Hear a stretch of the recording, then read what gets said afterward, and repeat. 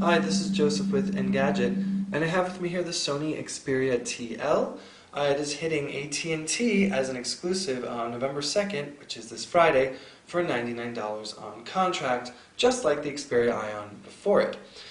In some ways, this handset is sort of what the Xperia Ion should have been when it launched in the United States, but the phone actually is a successor to the Xperia Arc S. This particular handset debuted just recently at IFA this past August, whereas the year prior, in 2011, the Arc S made its debut at the very same trade show in Berlin. What you're looking at here is a 4.6-inch device. This is an Android device running 4.0.4, which is Ice Cream Sandwich. And yes, it still runs the same sort of very light skin from Sony. So we'll just take a really quick tour. As you can see here down at the base of the screen, you have AT&T's Globe logo. They no longer put their actual name on the devices, which is sort of a mixed bag. We like this, but we wish it had been much more subtly integrated into the handset itself, maybe on the back, and a little bit more flush with the colors of the device, like we saw on the Optimus G. Up at the top, you can see Sony's own logo is just beneath the earpiece, and next to it is the 720p front-facing camera. And we'll turn the device to its right side, and you can see this is where Sony has placed all of the ports. You have here the dedicated camera key, which actually, when the phone, when the lock screen is on, and the screen is actually off, you can depress this, and in just about a second, it'll launch the camera. It'll either launch the camera and snap a photo, or it can just launch the camera. That's up to you in the settings. Over here is the volume rocker, and then up above it is the power button. And then here in this space, we'll just pry it open so you can see, is where you pop in the micro SIM and the micro SD. Now the Xperia TL can take up to a 32 gigabyte micro SD card, but the phone itself comes with 16 gigabytes of storage internal. So you shouldn't, unless you're really packing on the music and films, have a need to really expand that storage.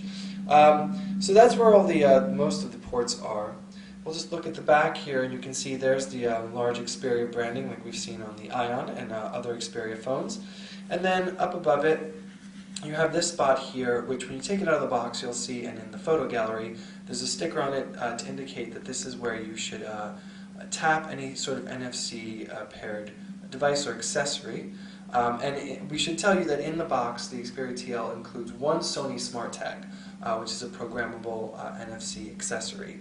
So you can set different actions so that when you tap the phone to it, you can wake the phone up, can launch an application, or even call someone, whatnot. Over here you can see is the camera module and the flash. One neat thing about this, and see if you can see it here, is that the actual camera itself is recessed within this hump, which is a really great sort of design decision, because you don't ever really wind up getting your fingers all over the lens and getting oils, and that way when you're snapping photos, you're not getting sort of dirty, noisy photos.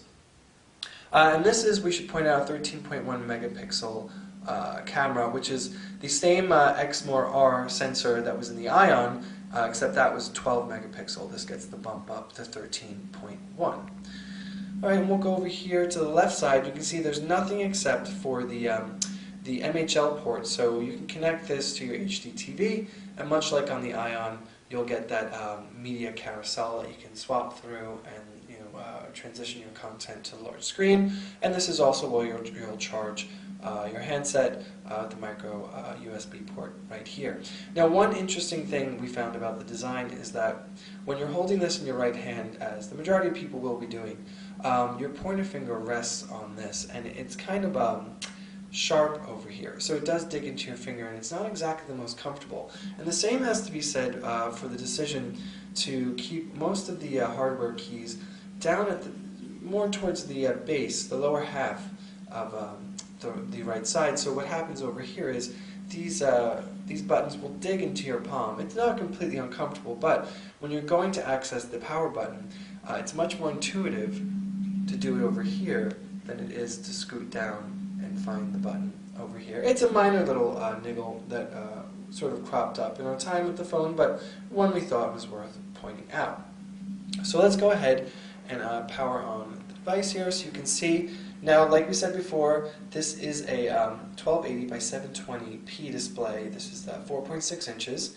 And it is powered by mobile broadband engine. You can shut that off in the settings if you'd like. Normally, when you take the phone out of the box, it comes pre-set up by the carrier, so you'll have all your different apps loaded on here and many different panes.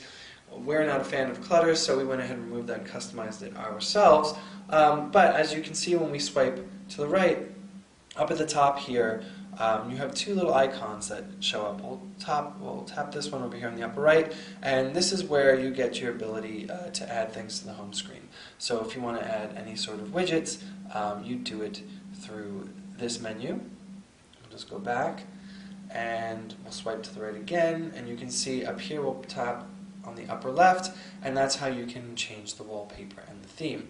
So if you were thinking you could long press, in typical Android fashion, you won't get that menu popping up in the middle of the screen. You'll get this sort of Sony customization.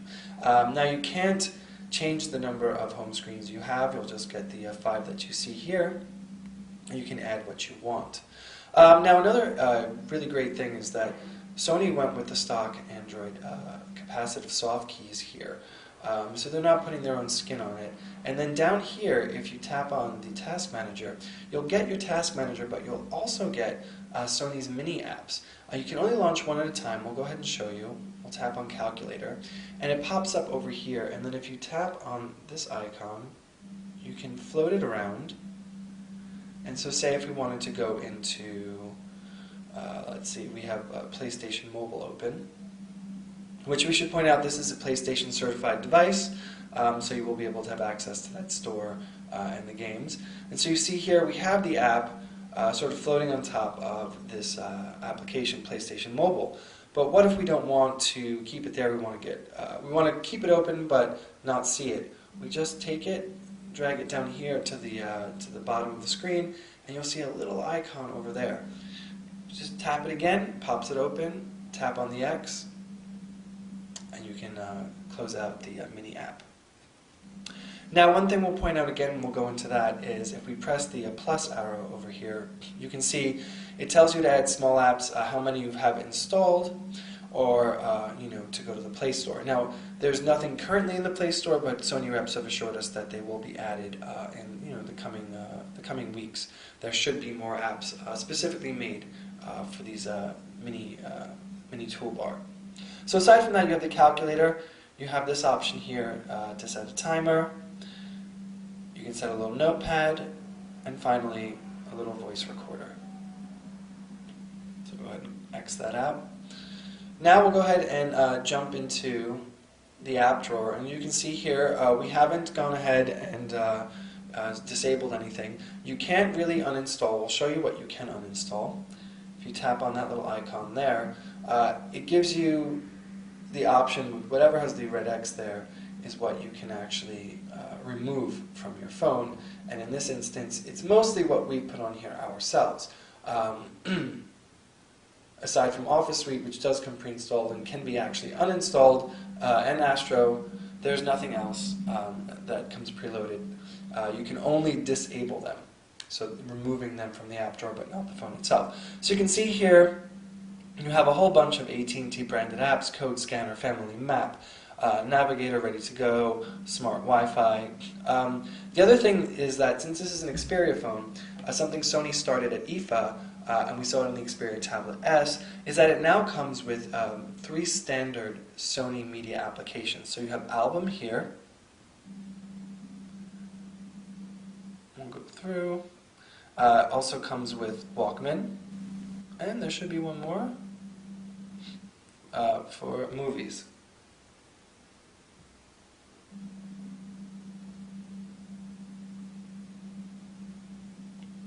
Now, we pop into this and you can see that the one thing we didn't point out at the beginning of this video is that this is the Bond phone, and it's something that Sony was sort of very eager to push out in its PR and marketing for the device. In our opinion, it's mostly just sort of a gimmicky sort of marketing positioning, just Another typical example of Sony synergy across all of its different departments. You can see here's the content preloaded. We'll go ahead and tap on one. Here's the trailer for James Bond Skyfall. And also, as a default, the phone comes with the 007 wallpaper, which we removed. We'll go ahead and show that to you. Let's go in here. See, it comes with either that one, the woman painted in gold with all the different Bond logos on her, or the typical James Bond graphic. So the ringtones and notifications are set that way. You can go ahead and remove them from the Bond tie-in. But other than that, you can see this is sort of, there's not that much bloat on the device. You can live with it. Also, there's a timescape widget if you'd like to sort of have your social media tie in there. Alright, now let's go ahead and pop into the browser. We loaded Chrome on here, and we'll go ahead and load up the full desktop site for Engadget. And you can see it's pretty speedy, the device. We haven't really had absolutely any problems with it. There were no forced closes. We've seen no stutter, no lag. It's a very smooth experience, and that's what you can expect with the dual-core 1.5 GHz Snapdragon S4 that is included in this device. Now, bear in mind, see, we're almost fully loaded, and there you go. Now, bear in mind, we are in New York City here, just past the Hurricane Sandy tragedy, and so networks aren't exactly responding the way they're used to. We haven't been able to make voice calls with this handset, really, since the hurricane blew through. So most of our testing in that regards, is sort of an exception. But as you can see here, scrolls pretty fast. It does take a little bit to render, and you can see the white spaces sort of popping in, and then we'll show you pinch to zoom on the device. Pretty fluid. Re-renders quite nicely. Alright, so we'll go ahead and pop into the camera app, and we'll do that actually by depressing over here. So you hold that down. Go ahead, it launches. Alright, now you're in the camera app. It's not exactly the most robust camera app, but it does take excellent photos. The Xperia TL, the other day we were walking around, snapping shots. It's fantastic. You have a couple of options. You can either take photos using the on-screen key. You can either set the settings so that when you tap to focus it takes the photo, or you can use the button up here, the dedicated camera button. In our testing with it, we found it's actually kind of hard to tell when the phone has snapped a shot when you depress the camera key. The click isn't really as satisfying to let you know that you've gone ahead and snapped a shot, and also you'd have to pay attention down here to see it sort of load in. So it's much more convenient to do it this way, and you sort of instantly realize that's what's taking place. Now if you want, you can toggle to the video camera here, and that's full 1080p video, and you can see our sample in the full review itself. Audio quality in that video was excellent, although we did notice that the video footage itself looked a bit grainy in actual playback on our computers. Over here, you can toggle through your options for different scene modes. And the other thing we should point out is that you can sort of add whatever icons you want and swap them around here on the interface. So right here you can see you have those options. We'll go into settings. Right now this is set to 13 megapixel at a 4:3 aspect ratio. You can always step that down to get the widescreen 16:9 if you'd like. And then just a bunch of other things. You can toggle the quick launch here, your capture method, geotagging, timer, and whatnot. Alright, so that's about it for the Sony Xperia TL. Again, it will be hitting AT&T stores on Friday, November 2nd for $99 on contract. So if you're looking for a dependable phone, which this actually is, we've had no problems with it. It's not the most exciting. Its design, it sort of leaves something to be desired. It's not particularly pretty on the front. Most of the personality is here on the back, as you can see, with that subtle curve and the little hump for the camera module. But again, if you're looking for something that's not the flashiest, it doesn't have to be a quad-core device, or even running the latest Android software, this is a perfectly fine handset to go ahead and call your own. And Sony has been pretty great updating their Xperia line, and they have promised that this handset will see Jelly Bean, although no timetable for that has been announced. So that's it, the Sony Xperia TL. I'm Joseph with Engadget. Thanks for watching.